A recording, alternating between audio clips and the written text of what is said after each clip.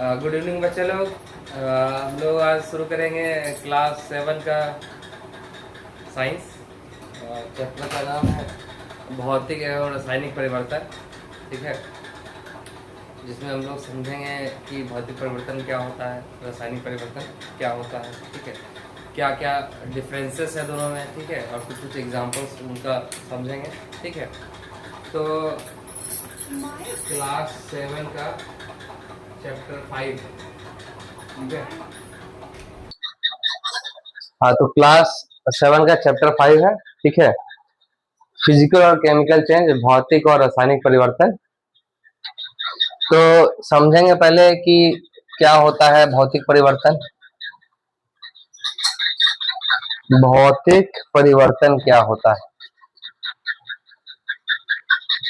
ठीक है, physical change, physical change, ठीक है, और केमिकल चेंज, रासायनिक परिवर्तन।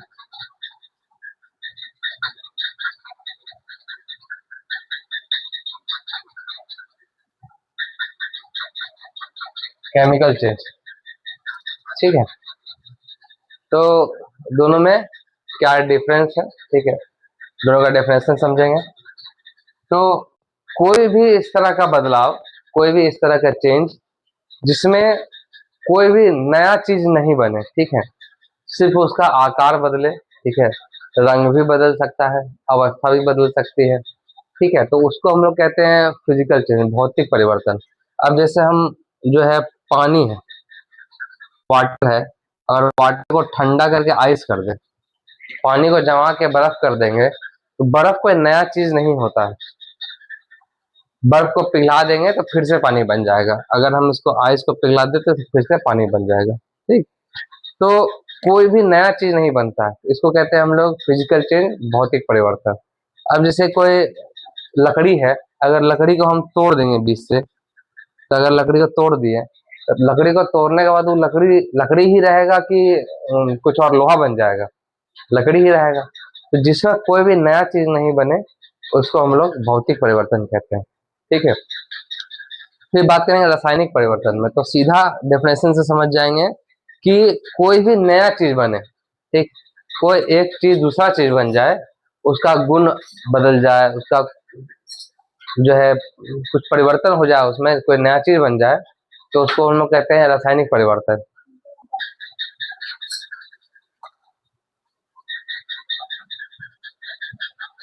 हाँ, तो कुछ नया चीज बनता है तो कहते हैं रासायनिक परिवर्तन। अब जैसे मान लिया हम बोलेंगे दूध, तो दूध से अगर दही बन जाता है, ठीक है, इसको बोलते हैं रासायनिक परिवर्तन। तो इसमें चीजें बदल जाती हैं, इसका गुण धर्म लक्षण बदल जाता है।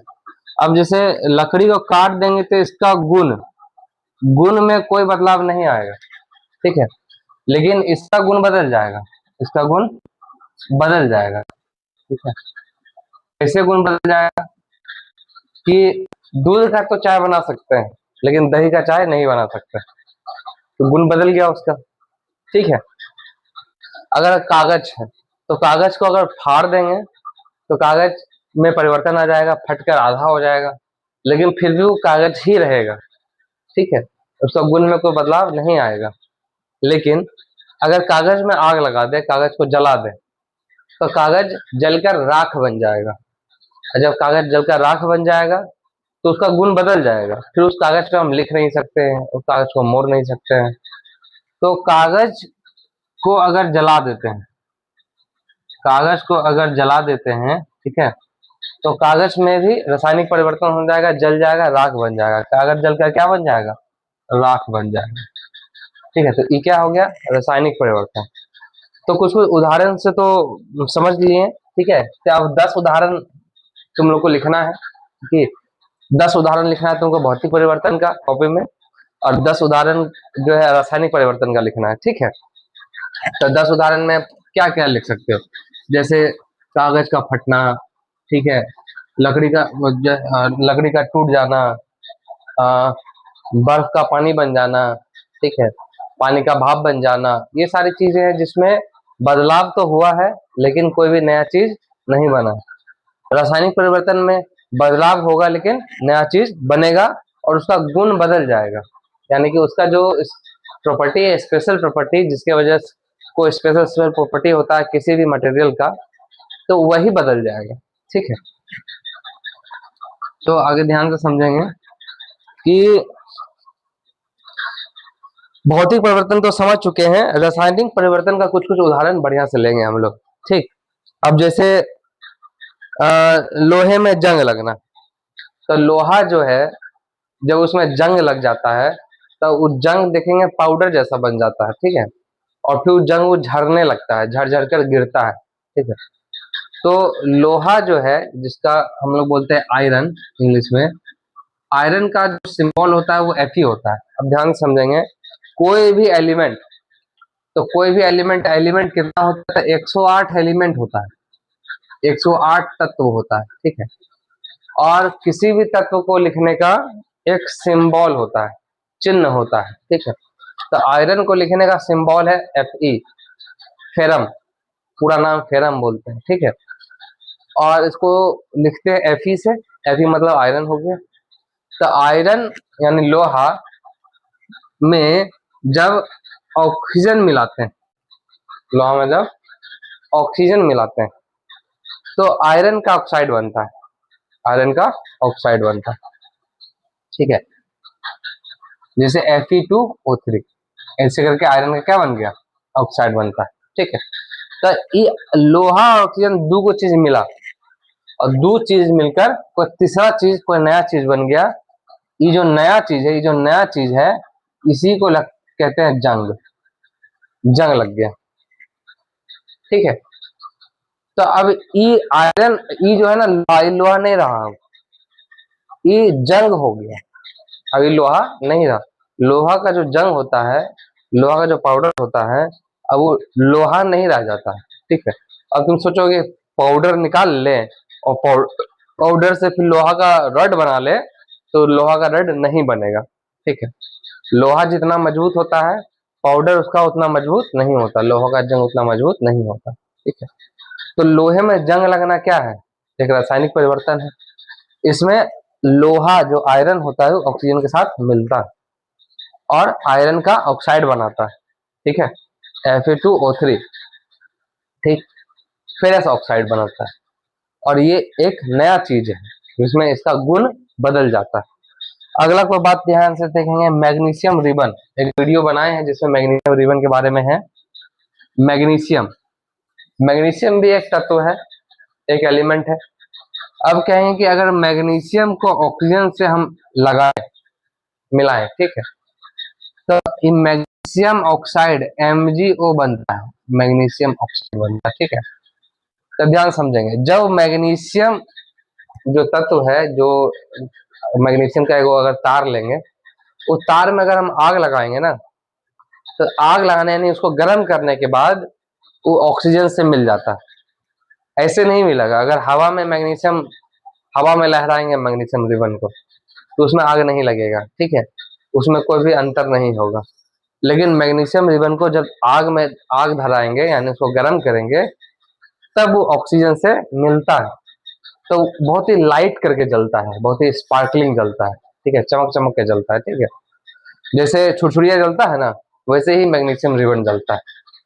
तो मैग्नीशियम को जब ऑक्सीजन के साथ मिलाएंगे तब मैग्नीशियम ऑक्साइड नाम का पाउडर बनता है। ये है पाउडर, एगो टाइप का, ये जो राख है ना, इसका नाम है मैग्नीशियम ऑक्साइड। तो मैग्नीशियम रिबन जो है उसको ऑक्सीजन के साथ मिलाने के बाद जो मैग्नीशियम ऑक्साइड बनता है, तो कोई नया चीज हो जाता है, फिर वो मैग्नीशियम नहीं रहता। ठीक, मैग्नीशियम कैसा रहता है? तो एक तार जैसा रहता है। ठीक है, उसका रॉड भी बना सकते हैं, मजबूत होता है। लेकिन मैग्नीशियम ऑक्साइड जो है वो पाउडर के जैसा होता है, भुरभुरा होता है, उसका तार नहीं बना सकते। ठीक है, और फिर मैग्नीशियम ऑक्साइड को आगे फिर जला भी नहीं सकते। ठीक, तो इसका मतलब मैग्नीशियम को ऑक्सीजन के साथ मिलाए तो उसमें बदलाव हुआ और वो बदल कर कोई नया चीज बन गया, मैग्नीशियम ऑक्साइड बन गया, जिसका गुण मैग्नीशियम से अलग होगा। मैग्नीशियम का अलग गुण होता है और मैग्नीशियम ऑक्साइड का अलग गुण होता है। फिर आगे में देखोगे ना कि अगर यही मैग्नीशियम ऑक्साइड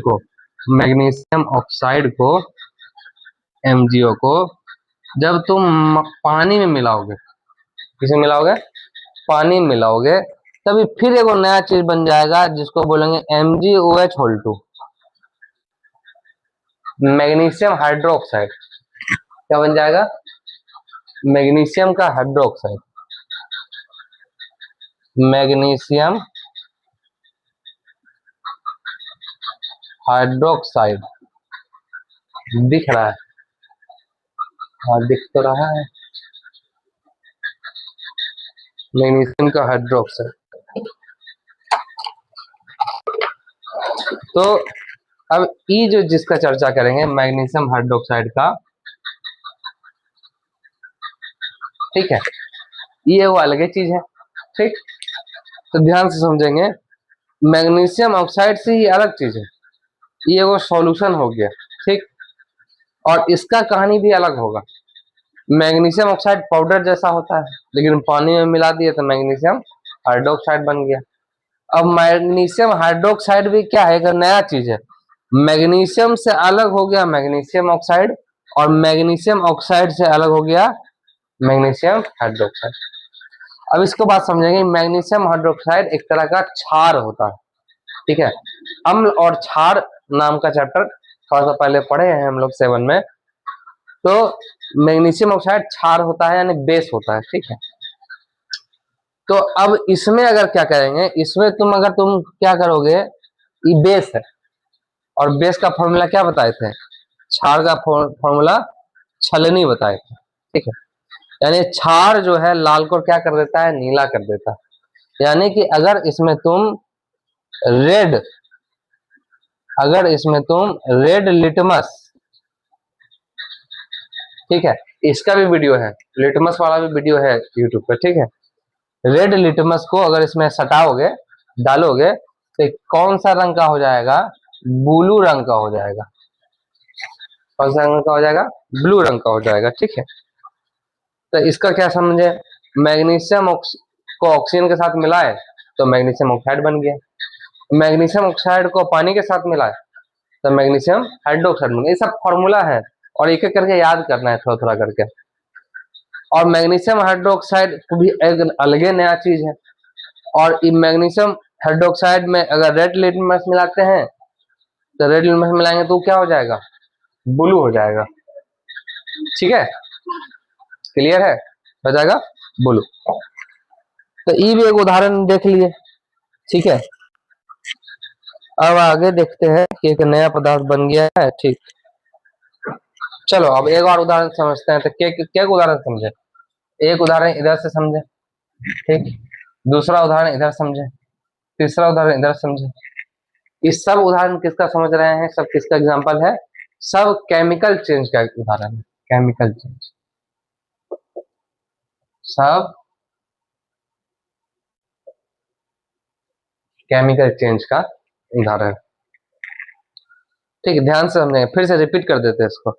आयरन को, लोहा को ऑक्सीजन से मिलाए तो लोहा का ऑक्साइड बन गया, इसी को जंग बोलते हैं, ठीक है। ये पाउडर जैसा होता है, लेकिन लोहा से ही अलग होता है, लोहा जैसा गुण नहीं होता।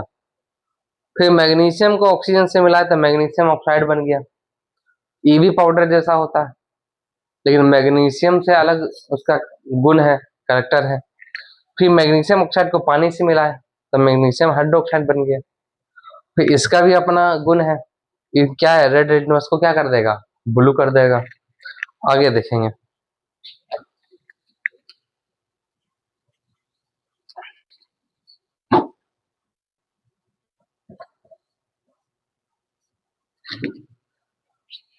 नेक्स्ट देखेंगे, कहता है कॉपर सल्फेट, ठीक है। तो कॉपर,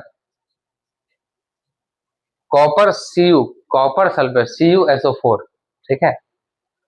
तो कॉपर सल्फेट क्या है, कॉपर सल्फेट के बारे में समझेंगे कि ये एक तरह का लवण है, ठीक।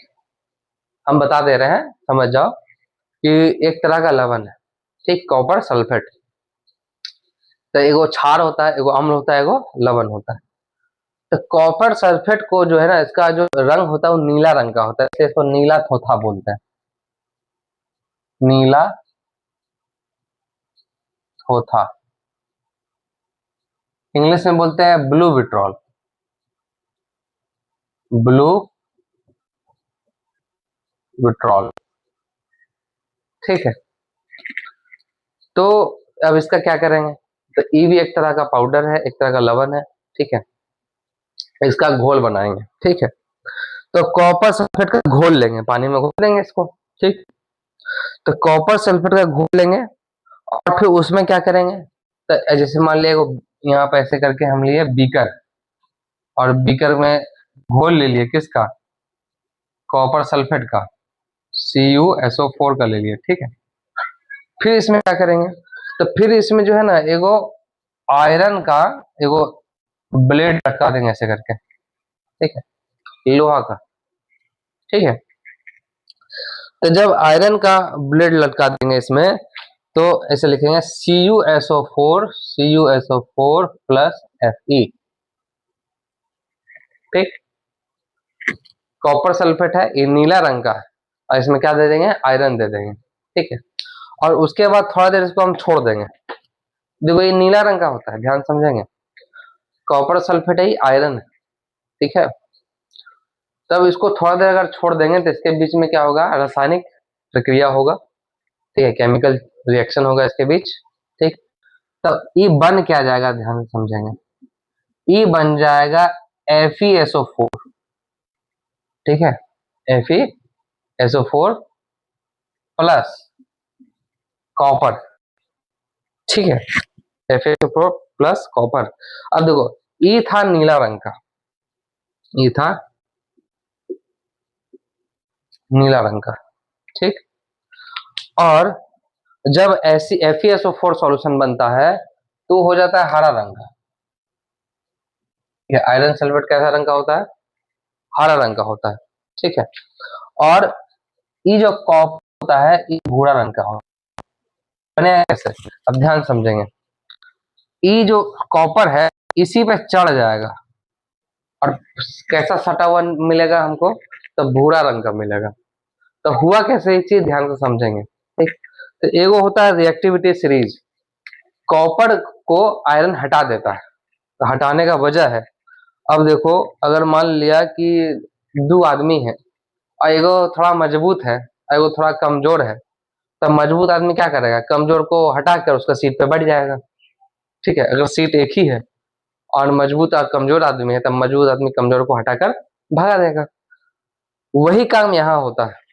यहाँ होता है कि रिएक्टिविटी सीरीज, जिसके बारे में हम थोड़ा सा पहले तुम लोग को पढ़ा चुके हैं। ठीक है, जिसको बोलते हैं कानाबाका, कानाबाका मग अल जन फी नी सन पव अच कु हग अग औ पट। तो ध्यान से देखेंगे, इसमें दिख रहा होगा अगर, तो ये जो आयरन है ये कॉपर से पहले आता है। ठीक है, तो आयरन कॉपर से पहले आता है, तो इसका मतलब क्या हुआ कि आयरन जो है वो कॉपर से ज्यादा मजबूत है। ठीक, तो ई क्या करेगा? ई आयरन जो है कॉपर को यहां से हटा देगा, हटा देगा, और SO4 के साथ मिल जाएगा, तब बना देगा FeSO4, और कॉपर को तो अलग कर देगा।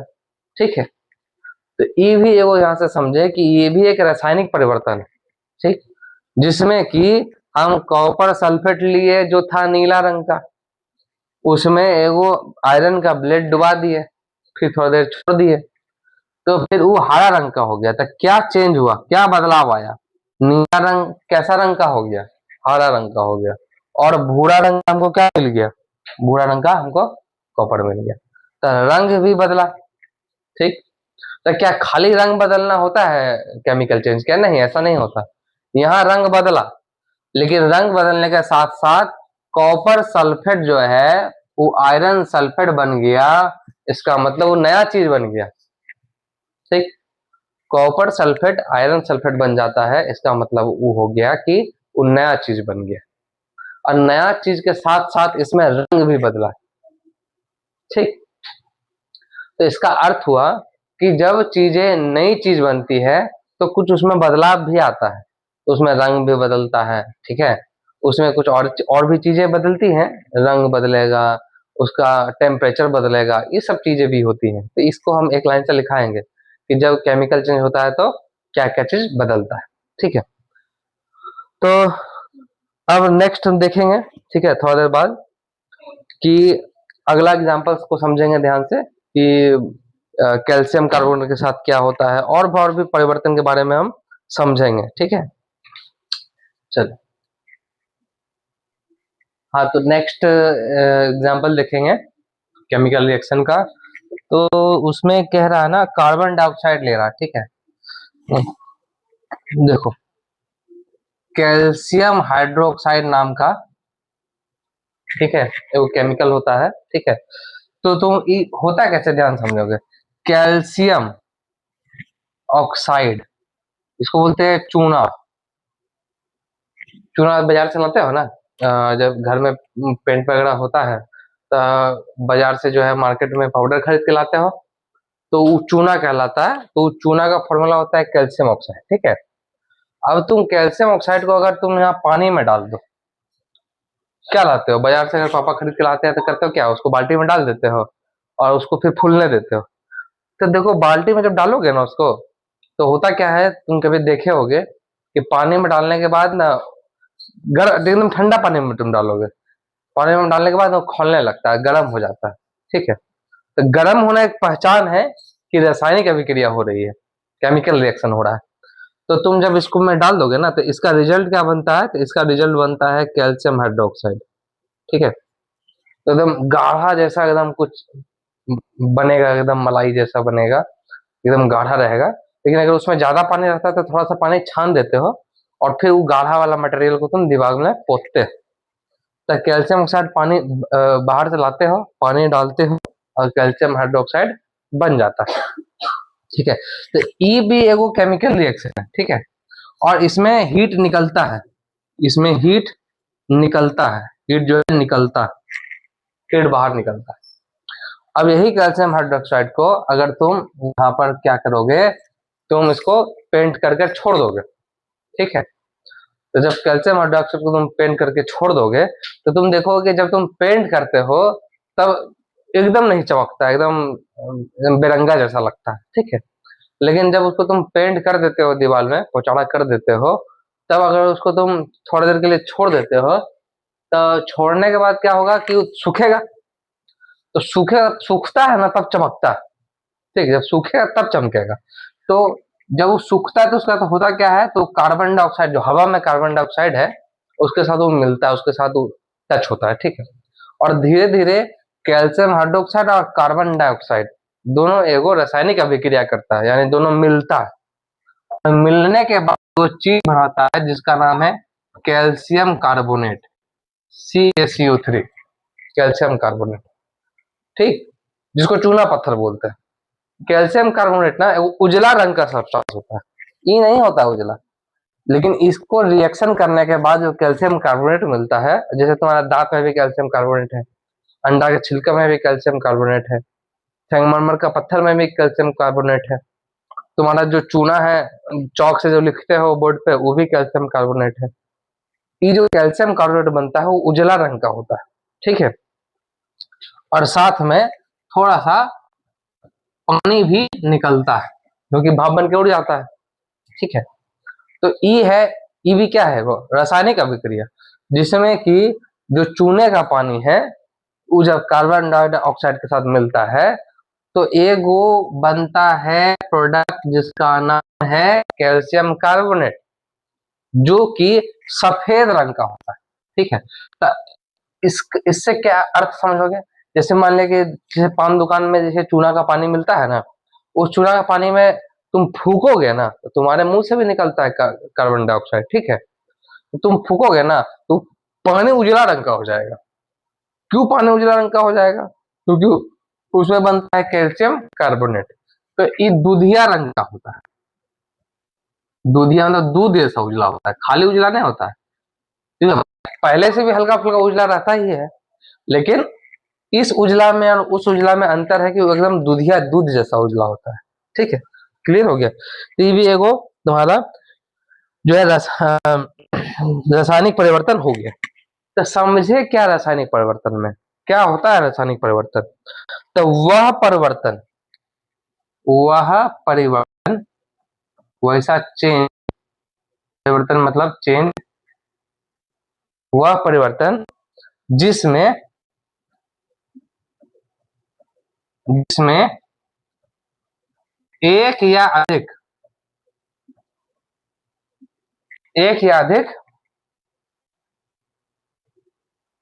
नया चीज बने, एक या अधिक नया चीज बने, नया पदार्थ बने,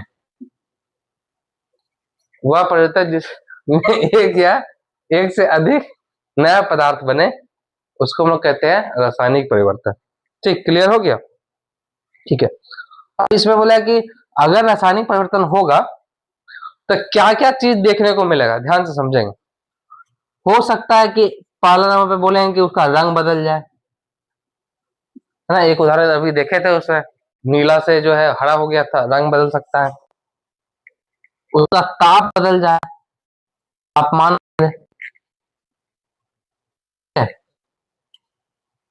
उसका तापमान बदल सकता है। ठीक, उसकी अवस्था बदल सकती है, अवस्था भी बदल सकती है। मान लिया कि कोई चीज जैसे कागज है, तो जलाते हो तो क्या बन जाता है? बहुत सारा चीज धुआं बन के निकल जाता है, या मोमबत्ती ही जो है धुआं बन के उड़ जाता है। ठीक है, राख कहाँ मोमबत्ती में राख बचता है, सब तो धुआं बन के उड़ जाता है। तो सॉलिड से यानी ठोस से हवा बन सकता है ना, ठोस से गैस बन सकता है। तो अवस्था भी बदल सकता है, रंग भी बदल सकता है, गैस निकल सकता है उससे। ठीक है, उससे क्या निकल सकता है? गैस निकल सकता है। ठीक है, जैसे मान लिया कोई चीज को जलाते तो क्या निकलता है? CO2 गैस निकलता है। ठीक, हाइड्रोजन गैस भी निकल सकता है, ऑक्सीजन गैस भी निकल सकता है। अब जैसे फोटोसिंथेसिस नाम सुना होगा, तो फोटोसिंथेसिस जो है प्रकाश संश्लेषण, उसमें भी क्या निकलता है? बोलते ना गैस निकलता है। पौधा जो है ऑक्सीजन छोड़ता है तो गैस निकलता है। ठीक है, ये सारी चीजें हो सकती है। ध्वनि उत्पन्न हो सकता है, ठीक है, आवाज भी आ सकता है, फट फट फट हुए आवाज भी आ सकता है। हाँ, ध्वनि ध्वनि निकलना, ध्वनि भी निकल सकता है, ध्वनि भी निकल सकता है। ठीक है ना? तो रंग बदल सकता है, तापमान बदल सकता है, टेम्परेचर में चेंज आ सकता है, टेम्परेचर में चेंज आ सकता है, उसका स्टेट बदल सकता है, अवस्था बदल सकती है, उसका स्टेट बदल सकता है, उससे गैस निकल सकता है, उससे ध्वनि, उससे साउंड प्रोड्यूस हो सकता है। ये सारी चीजें होगा केमिकल रिएक्शन में। ठीक है, तो बाकी सब चीज क्लियर हो गया। ठीक है, तो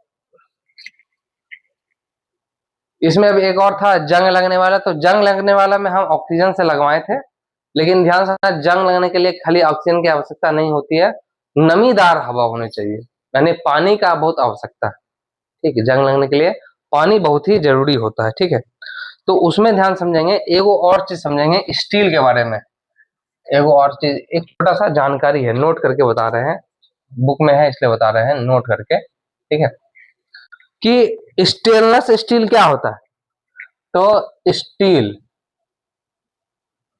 जो होता है ये भी आयरन से ही बनता है, पर इसमें जंग नहीं लगता। ठीक है, इसमें जंग नहीं लगता, लेकिन जबकि बनता है लोहा से ही। तो लेकिन लोहा के साथ साथ कुछ और भी चीज आता है उसमें, जैसे कार्बन रहता है, और जितना ज्यादा अमाउंट ऑफ कार्बन रहेगा ना, उतना मजबूत स्टील बनता है, उतना ज्यादा स्टील बनता है, मजबूत भारी स्टील बनता है। ठीक है, मजबूत रहता है, उतना ज्यादा स्टेनलेस स्टील होता है। स्टेनलेस यानी कि उसमें जंग नहीं लगता। ठीक है, आयरन रहता है, क्रोमियम रहता है, क्रोमियम